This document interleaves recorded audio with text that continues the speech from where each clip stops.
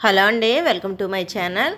నేనైతే చీరలు పంచడానికి అని చెప్పి తీసుకున్నానండి. అంటే ఇవి ఒకసారి తీసుకున్నాయి కాదు, అప్పుడప్పుడు తీసుకున్న శారీస్ అనమాట. చాలా వరకు మ్యాక్సిమం మీషోలోనే తీసుకున్నాను ఎక్కువ శారీస్. ఎందుకంటే అప్పుడప్పుడు తీసుకుని నేను పక్కన పెడతాను. క్రిస్మస్ టైంలో నేను శారీస్ అనేవి శారీస్ కొనుక్కోలేని వాళ్ళు ఉంటారు కదా, వాళ్ళకి ఇవ్వడం కోసమని కొంటాను. ఈసారి ఏంటంటే వేరే వాళ్ళకి నేను డైరెక్ట్గా ఇవ్వకుండా వేరే వాళ్ళు ఉన్నారు, వాళ్ళకి ఇచ్చి వాళ్ళ నుంచి ఇమ్మని చెప్పాను. అందుకని వాళ్ళు ఎప్పుడు వస్తారో తెలియదు కదా, నవంబర్ 5వ తారీఖు వచ్చేసిందని శారీస్ అన్నీ తీసేసి ఒక్కొక్కటి అంటే కొన్నిటికేమో చాలా వరకు బ్లౌజులు ఉన్నాయి, ఒక 5-6 మాత్రం బ్లౌజులు లేవన్నమాట. వాటి కోసమని వేరే మొక్కలు కొన్నాను. అవి అన్నీ కలిపేసి కవర్స్లో పెట్టేసి శారీసే కానీ డ్రెస్లే కానీ ఏవైనా కానీ ఒక 50 అయినాయండి.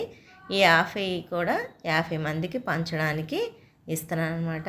ఏదో ఒకటి సంవత్సరానికి ఇవ్వడం నాకు అలవాటు. అంటే ఉన్న దాంట్లోనే ఇస్తాను. ఎక్కువ ప్రతి సంవత్సరం ఒక 25-30 అలాగే ఇచ్చేదాన్ని. ఈసారి మాత్రం కొంచెం ఒక 50 ఉన్నాయన్నమాట. డ్రెస్సులు కానీ పిల్లల బట్టలు కానీ శారీస్ కానీ అవన్నీ కలిపి ఒక 50 జతలైన ఒక 50 మందికి ఇస్తాను. ఇలా ఎవరికొకరికి ఇవ్వడం అనేది నాకు చాలా ఇష్టం అనమాట. వేరే వాళ్ళకి పంచే కూడా చూపించాలని మీరు అనుకోవచ్చు, కాకపోతే అలా అని కాదండి.